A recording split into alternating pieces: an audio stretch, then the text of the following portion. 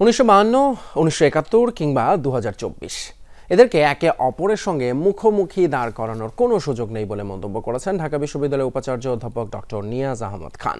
সন্ধ্যায় ঢাকা বিশ্ববিদ্যালয়ে আয়োজিত 25শে মার্চ গণহত্যা দিবসের এক আলোচনা সভায় এমন মন্তব্য করেন তিনি। অনুষ্ঠানের শুরুতেই বিশ্ববিদ্যালয়ের শিক্ষকদের নিয়ে শহীদদের স্মরণে মোমবাতি প্রজ্বলন করেন উপাচার্য। এসব ঘটনা আমাদের জাতীয় জীবনের মাইলফলক এবং পরম্পরা উল্লেখ করে তিনি জানান, বৈষম্য, অন্যায় এবং ন্যায্যতার প্রশ্নে বাঙালি জাতি প্রতিবারই উঠে দাঁড়িয়েছে। বিভাজিত না হয়ে জাতীয় প্রশ্নে সবাইকে এক থাকার আহ্বানও জানান নিয়াজ আহমদ খান।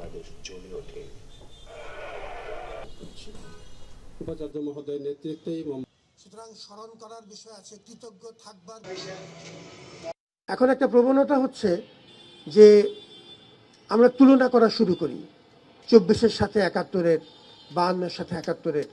এই প্রতিটি ঘটনা আমাদের জাতীয় জীবনের পরিচয় প্রদানকারী মাইল ফলক। এদেরকে মুখোমুখি দাঁড় করাবার কোনো সুযোগ নেই। এর পরম্পরা আছে, ধারাবাহিকতা আছে।